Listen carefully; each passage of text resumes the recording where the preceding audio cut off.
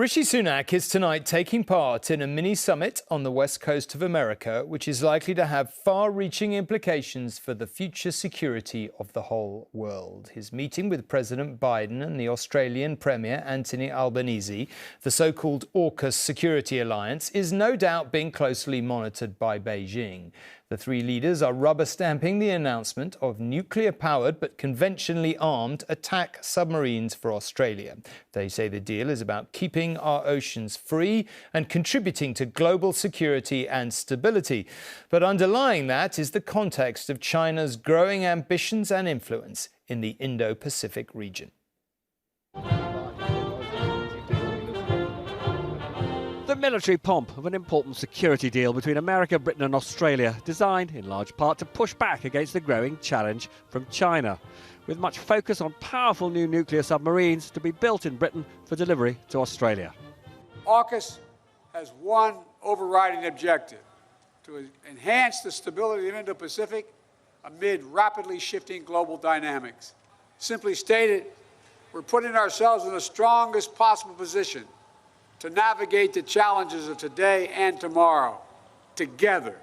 We represent three peoples who have shed blood together in defence of our shared values, and three democracies that are coming together again to fulfil that higher purpose of maintaining freedom, peace and security. But there are risks, as I discussed with the Prime Minister.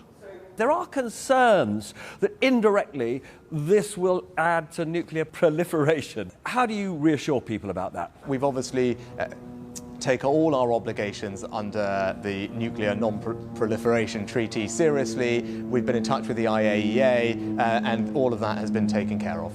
This is partly about containing the threat of China. What would you say to British businesses and their business relationships with China? Should they reduce those? One thing is clear over the past few years, that we are more concerned about China's behaviour. They're acting in a more authoritarian fashion at home, more assertive overseas. They represent a systemic challenge. Now, we're not alone in thinking about China in that way. Some governments have instructed their public officials not to use TikTok. What would you say to British civil servants, British ministers about their use of TikTok? So we don't routinely comment on these things, but we do take very seriously the use of government IT, and we of course also look at what our allies are doing in that space. So you're saying if anybody is using government IT, don't go on TikTok? There are established guidelines in place. We want to make sure that we protect the integrity and security of sensitive information, and we will always do that and take whatever steps are necessary to make sure that that happens. You are increasing our spending on defence to 2.25% of GDP by 2025, and you've set a long-term aim of getting to 2.5%. But why not the 3% that your immediate predecessor, Liz Truss, wanted?